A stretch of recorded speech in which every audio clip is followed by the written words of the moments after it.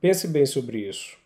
Todos os seres humanos naturalmente desejam o conhecimento. Todos nós queremos a posse intelectual da verdade sobre as coisas.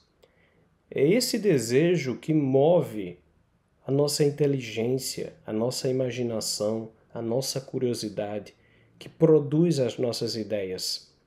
É a posse intelectual do conceito de justiça, por exemplo, que permite e ordena a ciência do direito.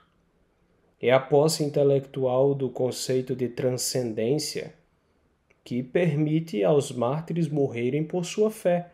Eles sabem, eles conhecem a realidade de que a vida não termina aqui e que ela vai muito além deste mundo mortal.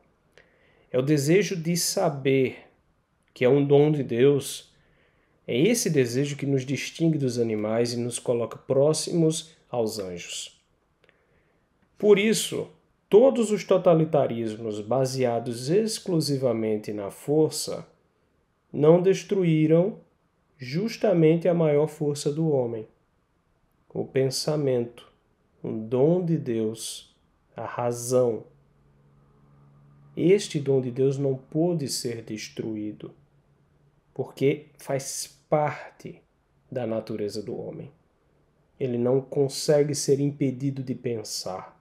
Você pode até coagir o homem a agir de uma certa forma no mundo externo, mas o que ele está pensando em sua cabeça, isso não consegue ser coagido. Todos os totalitarismos baseados só sobre a força pereceram exatamente porque esta força, que é a maior de todas, não conseguiram destruir. Percebendo isso, os ideólogos dos vários totalitarismos passaram a estudar novas formas de, se não destruir, manipular esta força do homem. Manipular a sua razão, a sua inteligência. Cerceá-la. Tornar os homens um bando de imbecis a serviço da ideologia dominante. Diferentemente dos regimes totalitários do século XX, existe hoje um outro modelo de cerceamento, que foi previsto ali por George Orwell em sua obra 1984, da qual nós podemos ver sinais claros de êxito em nossos tempos. Houve um tempo, no século passado, em que um grupo de intelectuais poderosos, ricos, se reuniu para entender por quais métodos eles poderiam fazer que as pessoas parassem de pensar e se tornassem mais animalescas, coniventes com o poder, com qualquer coisa que o poder mandasse. Enfim, que elas se tornassem escravas do poder. Portanto, escravas do totalitarismo. Totalitarismo, afinal, é exercer poder sobre tudo. Fundava-se ali, naquele momento, o Instituto de Pesquisa Social de Frankfurt, onde se originou a famosa Escola de Frankfurt. Ali seria o laboratório para implementar no Ocidente, através da cultura, o totalitarismo das ideias. Nomes de pensadores famosos, que muitos de vocês talvez já tenham escutado: Theodor Adorno, Max Horkheimer, Friedrich Pollock, Walter Benjamin, Herbert Marcuse, Erich Fromm, Jürgen Habermas. Todos esses nomes, além de outros, reuniram-se e transformaram o seu instituto, essa sua escola, no epicentro daquilo que nós hoje conhecemos como marxismo cultural. Difundir o marxismo destruindo antes a cultura. Suas ideias são presentes e vivas nos nossos dias e muito semelhantes àquilo que George Orwell relatou no seu livro. Em 1984, um dos métodos pelo qual o governo controlava os seus cidadãos era a chamada novilíngua. A novilíngua era um idioma que reduz ao máximo a quantidade e o sentido das palavras. E essas palavras agora, reduzidas em número e com os seus sentidos rigidamente definidos, reduziam também a capacidade de os homens pensarem e de exprimirem esses pensamentos contra a ideologia dominante, a ideologia do partido que controlava o governo na história de 1984, o partido que lá se chamava de INGSOC, o socialismo inglês. Agora, quem tivesse a capacidade de fazer alguma crítica à ideologia, essa pessoa só poderia realizá-la fora da novilíngua, recorrendo a outros termos, recorrendo a novas palavras. E aí ela cometia um crime dentro da novilíngua, que era o chamado crime-ideia. É o crime de ideia. O crime de pensar contra, de pensar fora da caixinha da ideologia. Então, veja bem, você tem uma língua rigidamente definida, cujos termos têm sentidos que o governo controla, e você só pode pensar naqueles termos. Se você pensar em criticar algo, precisa pensar fora dos sentidos definidos por aquela nova língua, aquela novilíngua. E aí você comete um crime que é o crime de ideia. Você está saindo da língua permitida.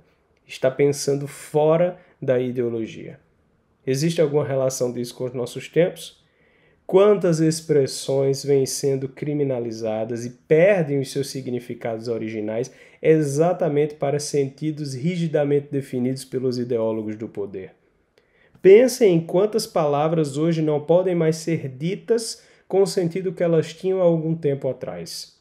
Hoje elas precisam ser calculadas, porque se você falar uma coisa e alguém quiser lhe destruir, vai lhe acusar disso e daquilo, e algumas pessoas têm a vida literalmente cancelada, têm a vida destruída por essas afirmações. Então pensem em quantas expressões e palavras hoje têm os seus sentidos definidos e calculados para que ninguém possa pensar de outra forma. E se alguém pensar fora disso, essa pessoa será punida, porque ela cometeu crime-ideia. Ela será cancelada, a sua conta bancária, o seu emprego, tudo será perdido e ela, às vezes, chega ao nível da destruição palpável mesmo da vida. Palpável, a destruição palpável de sua própria vida. Palavras ressignificadas, usadas contra qualquer pessoa que tente pensar fora da caixa. Mudando o vocabulário e o significado das palavras, nós perdemos contato com a sabedoria do ser humano até aqui. Se nós não temos condições de dialogarmos com a sabedoria humana até aqui, porque nós não conhecemos mais as palavras da mesma forma como eles conheciam, então nós esquecemos Camões, nós esquecemos Machado de Assis, nós esquecemos Dante, esquecemos Hugo de São Vito, nós esquecemos Aristóteles. O desejo de conhecer ainda existe, mas a linguagem é limitada. Nós não temos mais as vias para chegar lá. Por isso precisamos reconstruir a linguagem até chegar na capacidade para recuperar o contato com a sabedoria do ser humano de todas as épocas. Existe também ali na história do George Orwell a chamada estupidez protetora, a imbecilização do homem para torná-lo uma marionete a serviço da ideologia. Você percebe isso em toda a história. Parece algo dos nossos tempos? A tentativa de deter o outro com argumentos que não obedecem sequer à própria lógica, imbecilizando o homem para não ter mais a capacidade de raciocinar. O que dizer então dos experimentos em nome do bem da humanidade, porém contra a própria humanidade? Qualquer crime-ideia que vá contra essas coisas deve ser combatida imediatamente com um outro expediente do partido INGSOC, chamado o crime-deter. Crime-deter é precisamente essa imbecilização do homem com argumentos ilógicos definidos pelo partido que tem o propósito de deter os crimes de ideia. Então, a pessoa detém aquele que pensa fora da caixinha, se colocando distante do próprio raciocínio dele. Então, você se fecha completamente ao raciocínio da verdade. Apesar de existirem outros métodos utilizados pelo Ingsoc que atuam em nossas vidas, existe um que é ainda mais assustador. Na história de George Orwell, existe um método destinado a fazer esquecer quem somos, que é o controle do passado. Reescrever artigos jornalísticos, registros históricos, a manifestação artística é reescrita. Tudo isso é a chave do controle na história de George Orwell. Como é que fazem isso nos nossos dias? Olhe para qualquer manchete de jornal e perceba as mentiras, a reescritura do passado. Pessoas que hoje estão dizendo uma coisa, mas que até um tempo atrás diziam outra e hoje fingem que não disseram.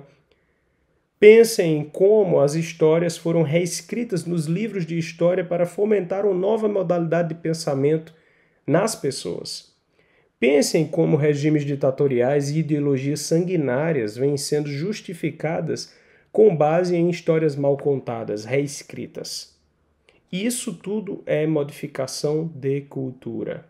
Olhe para o que se ensina nas faculdades de ciências humanas. Lá dizem que Galileu foi julgado, queimado. Isso é falso. Ensina-se que o Tribunal da Inquisição matou milhões de bruxos. Isso é falso. A ciência moderna é a única fonte relevante de sabedoria. Também é falso. Quem nunca ouviu essas mentiras? Nossos valores pouco a pouco vão sendo combatidos, reescritos, esquecidos. A guerra atual contra as tradições e os valores morais precisa ser vencida pelo resgate dessas mesmas tradições, pois são elas que nos dão força e significado. Não é reescrevendo o passado que vamos vencer algo. É resgatando aquilo que temos de mais genuíno nosso. Caso não entremos neste combate, nós seremos como ratos de laboratório. Experimentos sociais. Apenas isso, experimentos sociais. Que possamos reerguer nossa liberdade contra essa corrente má. E que com isso ergamos também os nossos valores, a nossa humanidade e a nossa liberdade. A maior batalha dos nossos dias é a batalha para continuar sendo humanos.